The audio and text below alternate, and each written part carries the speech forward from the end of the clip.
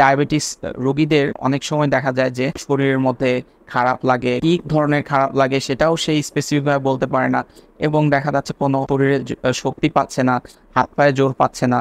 এই প্রবলেমগুলো নিয়ে কিন্তু আমাদের কাছে আসে, এবং তারা ধরেই নেয় যে আমার মনে হয় নার্ভে কোনো সমস্যা হয়েছে অথবা আমার স্নায়বিক দুর্বলতা হয়েছে। এইগুলো চিন্তা করেই কিন্তু পেশেন্টগুলো আমাদের কাছে আসে। তো ডায়াবেটিসের পেশেন্টগুলো যখন দেখা যাচ্ছে যে দীর্ঘ সময় ডায়াবেটিসে ভুগছে এবং ডায়াবেটিসটাকে ঠিকভাবে কন্ট্রোল রাখতে পারছে না, তো এই পেশেন্টগুলোর কিন্তু নার্ভ কিন্তু ক্ষতিগ্রস্ত হয়। নার্ভগুলো ক্ষতিগ্রস্ত হলে সাধারণত দেখা যায় যে যে সিমটমগুলো হয়, সেই সিমটমগুলো হচ্ছে আপনার হাত পাগুলোর তালু জ্বালাপোড়া করা, এবং আস্তে আস্তে হাত পা অবশ অবশ বোধ হওয়া।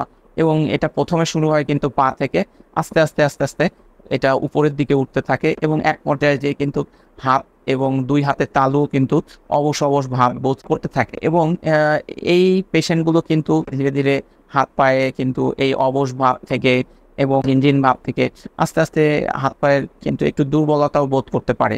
কিন্তু এখানে যে পেশেন্টগুলো যে স্নায়বিক দুর্বলতা বলতে যেটা বোঝাচ্ছে যে এখানে তারা আসলে কাজ এবং কাজের প্রতি আগ্রহ কমে যাওয়াটাকে তারা অনেক সময় মিন করে যে আমার কোনো কিছু করার জন্য শক্তি পাচ্ছি না।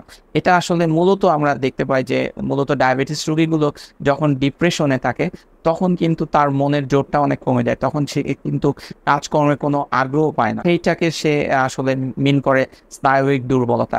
কিন্তু আসলে ঘটনাটা কিন্তু একটু ভিন্ন। ডায়াবেটিস যদি কন্ট্রোলে না থাকে, আপনার মূল যে লক্ষণগুলো হবে সেটা হবে হচ্ছে আপনার হাত পা তালু ঝিনঝিন করবে, অবশ অবশ ভাব লাগবে, এবং হাত পাগুলো অনেক দিন পরে, ডায়াবেটিস অনেক দিন ভোগার পরে কিন্তু হাত পায়ের একটু শক্তি কম পাওয়া এটা অনুভূত হতে পারে। কিন্তু একদমই কাজে জোর পাচ্ছেন না, কাজকর্ম করতে পারছেন না, ঘরের কাজেও মনোযোগ নাই, কোনো কিছু করতে ইচ্ছা করছে না। এই সমস্যাগুলো আসলে আপনার ডায়াবেটিসের সাথে অনেক সময় ডিপ্রেশন থাকতে পারে, এটার কারণে কিন্তু আপনি এই দুর্বলতাটা অনুভব করতে পারেন।